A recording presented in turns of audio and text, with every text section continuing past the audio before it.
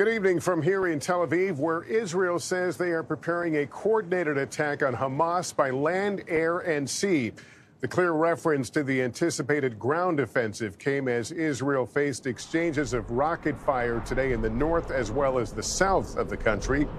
This evening, a State Department spokesperson says the number of Americans killed in this conflict has risen to 30. 13 are unaccounted for.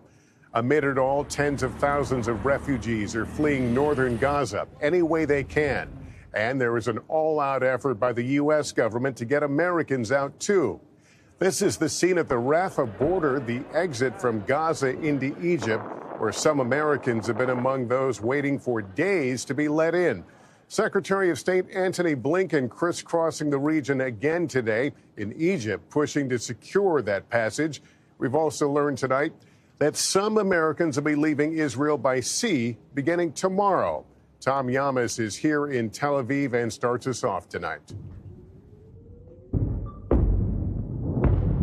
Tonight, Israel in clashes north and south of its borders. Attacks from Hezbollah in Lebanon leading to retaliation strikes,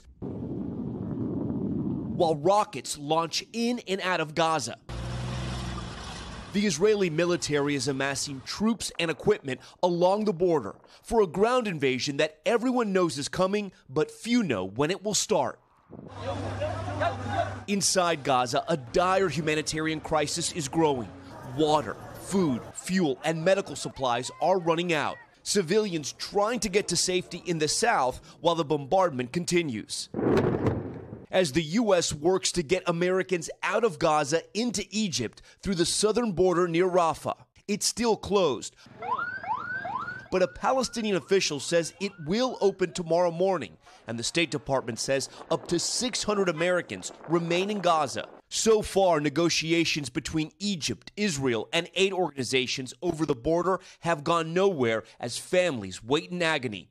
This as Secretary of State Antony Blinken continues his shuttle diplomacy with a visit to Egypt today, working on all these issues.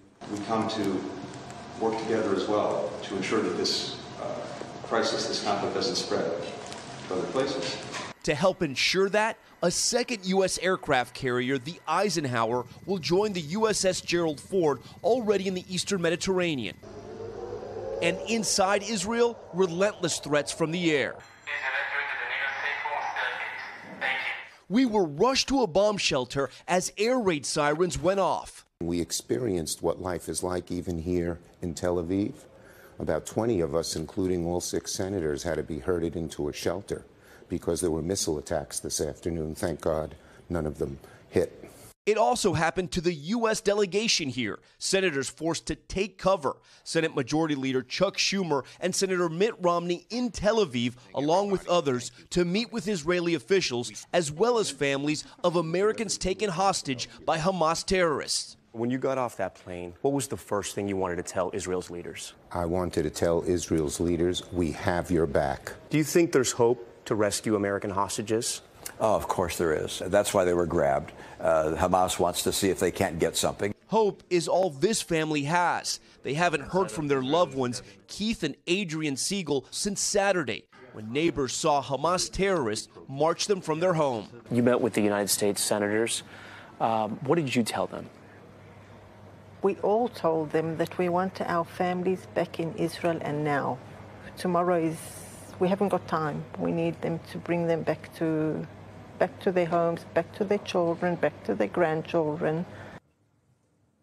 Tom joining me here in Tel Aviv. Let's circle back to this Rafah border, this important border crossing. What do we know? Lester, if this indeed happens tomorrow, this could be a major moment in this war for 2 reasons. First, it's the only place Palestinians can get out of Gaza, namely Palestinian Americans tomorrow. And 2, it's the only place aid can come in.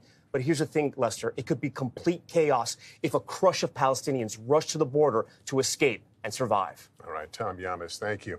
Thanks for watching. Stay updated about breaking news and top stories on the NBC News app or follow us on social media.